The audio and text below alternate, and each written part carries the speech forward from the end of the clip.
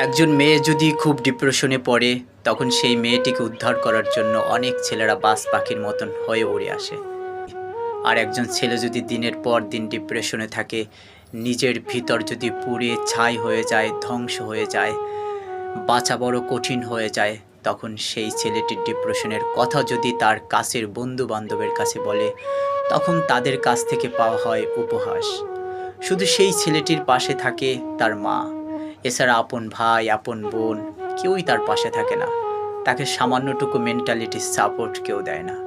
অথচ একটা মেয়ে যখন একটা কষ্টের স্ট্যাটাস দেয়, তখন হাজারো ছেলেরা বাজ পাখির মতন হয়ে তাকে সান্ত্বনা দেওয়ার জন্য, মেন্টালিটি সাপোর্ট দেওয়ার জন্য বিভিন্ন রকমের কলাকৌশল অবলম্বন করে সেই মেয়েটির কাছে চলে আসে।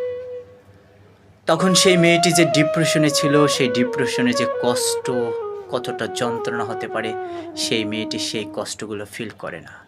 কারণ সেই মেয়েটি তো অনেক মানুষ নিয়ে ভালো থাকে। আর একজন ছেলে যখন ডিপ্রেশনে থাকে, দিনের পর দিন ভিতরটা পুড়ে ছাই হয়ে যায়, বাঁচা বড় কঠিন হয়ে যায়। তখন সে সামান্যটুকু আশ্রয়ের জন্য বন্ধুবান্ধবের কাছে শেয়ার করে। তখন তারা তাকে নিয়ে বিভিন্ন রকমের উপহাস করে, অবহেলা করে, অবজ্ঞা করে। না পারতে যদি সেই মানুষটির কাছে আবার ফিরে যাওয়ার চেষ্টা করা হয়, তখন সেই মানুষটি কুকুরের মতন তাকে তাড়িয়ে দেয়। পরবর্তীতে সেই ছেলেটির আর কোনো রাস্তা থাকে না।